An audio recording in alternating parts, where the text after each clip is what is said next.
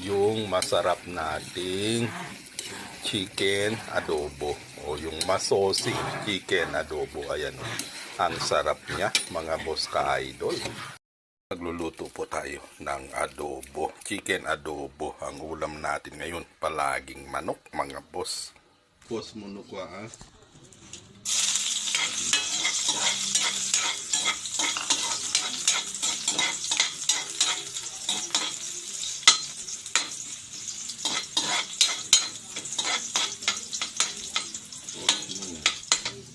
Ganitong ano na po mga boss ka-idol.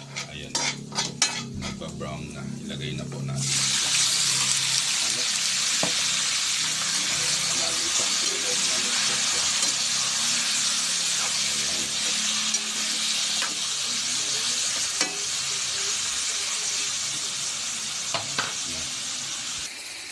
Ayan, maglagay po tayo ng laurel mga boss.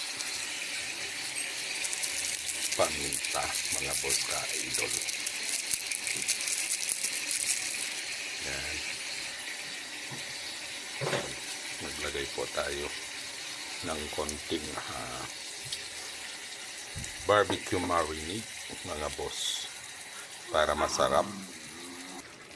At syempre maglagay din po tayo ng konting soy mga boss ka-idol. Suka pangpabalanse ng lasa mga boss ka-idol. Siyempre ang ating pampalasa mga boss ka-idol para masarap itong ating chicken adobo. Simpleng chicken adobo luto dito sa probinsya. Hindi man ito kasing sarap ng adobo nyo mga boss ka-idol, pero natitiyak ko na hindi patatalo ang adobo ko. Charot. Konti lang magpabite sa lasa. Yan mga boss ka-idol. Then isisimmer po natin yan. Takpan po muna natin habang inaantay natin na maluto po siya mga boss ka-idol.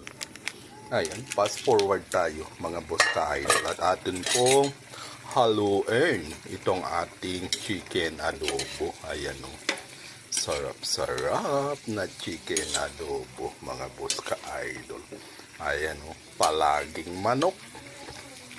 Kasi siya ang kaya ng ating budget mga boss ka-idol. Ayan, isisimmer pa natin yan hanggang medyo kumonti po ang tubig niya. Ayan, nasa sayo kung gusto mo ng medyo tostado na adobo. Pero sa amin, masosi na adobo. Kasi ay nilalaan din namin yung sauce at saka yung iba pang mga sa aming mga alaga. Marami po kaming alaga mga boss ka-idol. Ayan. Siyempre, takpan natin uli yan. Ayan. Okay, pwede na po mga boss ka-idol. Luto na po ang ating simpleng masosing adobo. Chicken adobo mga boss ka-idol.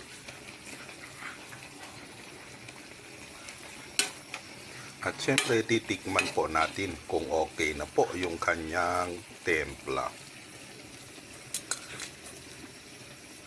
Oh, wow! Champion sa sarap mga boss ka-idol. Manamis-namis, na maasim-asim, na tama lang po yung alat niya. Ayan. Ito po ang ating chicken adobo.